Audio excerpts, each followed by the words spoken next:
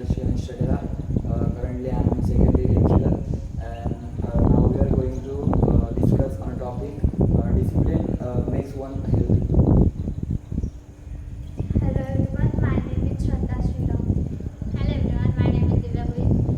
Hello everyone, my name is Prachpura Misali. So guys, आपण आता आपल्या म्हणजे डिसिप्लिनमध्ये राहून राहणं आपल्या हेल्थसाठी कसं चांगलं आहे आपण ह्याच्यावर डिस्कस करणार आहे. तर डिसिप्लिन बोललं तर जसं काय आपण नियमितपणे म्हणजे सकाळी उठून आपलं खानपान असेल, आपली रिडिंग्स असेल, हे केल्याने आपल्या माइंडसाठी आणि आपल्या शरीरासाठी पण चांगलं असेल. तसं तुम्हाला काय वाटतं त्याच्याबद्दल? मला वाटतं झोप पण आपल्या डिसिप्लिनमध्येच येते. म्हणजे दिवसातून रात्री म्हणजे मॅक्झिमम 6 ते 7 तास झोप चांगली.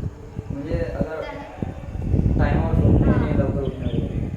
आता जर आपण तू बोललास की डिसिप्लिनच्या बाबतीत जेवणं परत उठणं आपल्या शरीरावर ताण म्हणजे आपण खूप जागरण त्याच्यावर खूप ताण पडतो शरीरावर म्हणून तू लवकर झोपतोस लवकर उठून तू स्टडी करतोस तेव्हा आपला मेंटेन खायमध्ये स्टेडी राहतो. आणि नंतर जेवणाच्या बाबतीत तर बोल रेग्युलर टायमात जेवायला पाहिजे आपण.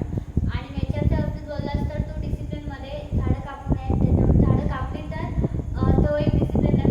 त्यापेक्षा झाडं कापू नये हा एक डिसिप्लिन आहे. आणि नेचर आपल्याला ऑक्सिजन पण भेटतो त्याच्यानुसार झाडं कापली नाहीत तर.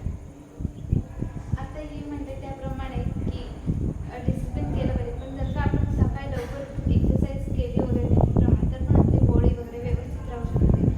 पाणी वगैरे व्यवस्थित प्यायला पाहिजे बॉडीसाठी. त्याच्यामुळे डिसिप्लिन पण चांगलं असतं बॉडीसाठी. तसंच आपण नखं वगैरे वेळेवर कापली पाहिजे सगळी. त्याच्यामुळे पण आपली बोटांमधली जी घाण असते ती आपल्या शरीरामध्ये वगैरे जाऊ शकते.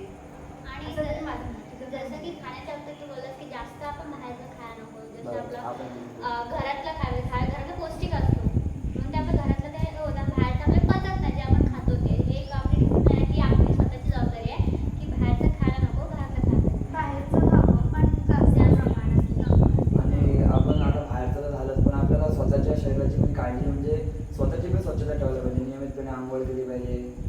जर पावसाळ्यात असं कसं कारण पावसाळ्याचा सीझन आहे तर म्हणजे पाणी खूप गढूळ येतं. हां. मग त्या पाण्याला म्हणजे एका म्हणजे तुरटी वगैरे फिरून किंवा अँटीसेप्टिक लिक्विड टाकून जर आंघोळ केली तर आपला म्हणजे असं इंटरनल नाही तर एक्सटर्नली पण आपण फिट राहिलं पाहिजे. आणि व्यायाम वगैरे तर तो ते डिसिप्लिन